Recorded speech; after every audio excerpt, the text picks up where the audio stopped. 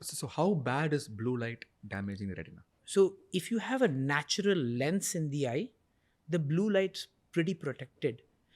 Okay. But the blue light which you are emitting from the phones can pass through. So that's what's causing the melatonin being blocked, not able to sleep, leading to cognitive dysfunction, leading to sleep deprivation, mental health issues because of not of sleep only, but also because of other aspects. Let's say, for example, you're thinking about comparing, oh, my life is like this. And those aspects as well is a huge angle to it. So stress is caused because of that. There are multitude of factors that can lead to this from blue light itself, just purely blue light. Very controversial question now. Yes, absolutely. US, where I am in California when practicing, having blue light filter glasses, Yes. right? So it is I would say a fashion symbol.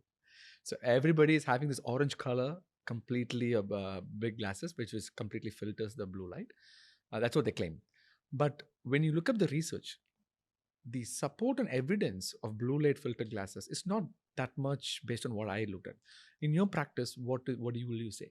The blue light, if you look at it, most of these glasses or protective eyewear have about 30 to 50% blue light protection. That's not enough. You at least need a 95%, 95% blue light protection for you to have any good impact. Wow. So that's the first step. So having said that, there are in today's world, blue light does not help you reduce your screen time. It probably will help you reduce the melatonin Correct. stop a little bit. So Little your bit. sleep is improved, and that by far indirectly helps you overall health. It's not a direct correlation as we call it, but because the eyes are the windows of for us, windows to the world. That's why the eyes are the one area where blue light can be protected. So you have to put all these Everything things together. together. So based on what you said, my understanding is blue light filter glasses does decrease the blue light exposure, but not completely. That 40-50% will decrease exposure, so your melatonin might be increased a little bit. That'll help you. Basically, you can think that as a band-aid. It's a band-aid. A little bit, but the problem is still The this. problem is screen time. The problem is the amount of time and the timing. It means ideally, I tell people you can't be unrealistic in today's world and say, don't do screen time. That's unrealistic. In today's world, you need screen time. You need to work. You need to be connected to people. We are all social animals at the end of the day. So, having said that, I would definitely recommend don't do it after 7 o'clock, 8 o'clock. Just try to protect yourself from that because you miss that circadian. Most of us have a circadian rhythm where we sleep. If we don't sleep by 10 o'clock in the night, we miss that window of sleep and then we are sleeping at 1 a.m. That's a drawback. So you try to stop your blue light or any screen time by 8 o'clock. If you do that, you're able to sleep by 10 o'clock and you'll get a good night's sleep. A multitude of factors, again, you can have coffee is not good, this is not good. That's each personal preference. But this is a direct correlation to how your body reacts to melatonin and blue light. Wow. So let's say that I want to get blue light filter glasses, correct? What should I look for when I go to an optometrist?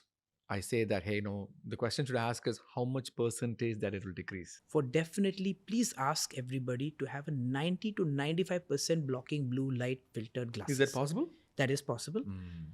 But I'm not sure if it's fully possible in India yet. I see. It's there in the US, I know, but I'm not sure if it's completely there in India yet. So a better thing to say is maximum blue light protection as much as possible. Yeah. Not just glasses. They have blue light protection filters for the laptops. They have filtered protection for screen guards for your phones. There are filtered protection for even your TV screens.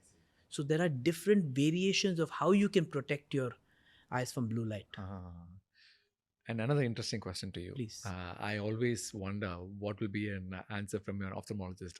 So in US, we do research on circadian rhythm, right? So I work with mice and then we expose them to light purposefully after 7 p.m. when the sun sets and then see what are the change that's happening. So one of the interesting experiment is we changed all the LED lights in the lab into in India, most of the time we use the white light. Right. In US, it's most of the times it's the dim light, the orange light. So we kind of switched back and forth, and then we figured out that the dim light, the orange light, actually have less stimulation in the mice compared to the white light. Is that something that you have seen with the photosensitivity? So it's a yin and yang over here, Dr. Pal. You've asked a very, very dicey question to an ophthalmologist, because I'm the one person who is recommending people to increase the brightness, increase the light that you're reading in. Because the minute you're reading in low or dim light, although you're helping the circadian rhythm, you are not helping the refractive error. I see. So you're pushing the eye to strain a little bit more, because in dim light you have to focus a lot more to actually read that line, Ah, versus your circadian rhythm is good, you'll be able to sleep fast, all that stuff. So it's a very, very dicey question to I see. ask. I An mean, an ophthalmologist. ophthalmologist. How about the solution? You do dim lights throughout your house. While you're reading, you have the clip-on lights. Correct. That's a brilliant point. So if Correct. you're reading something specifically from a book, please do it from a reading, from increase the light on that book.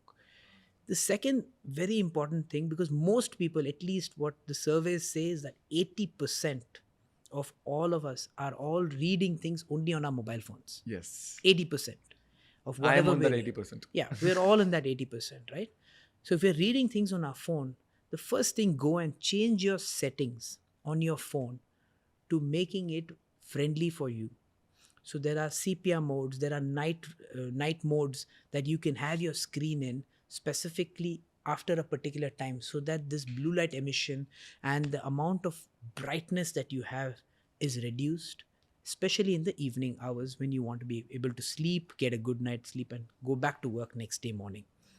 So those settings are important.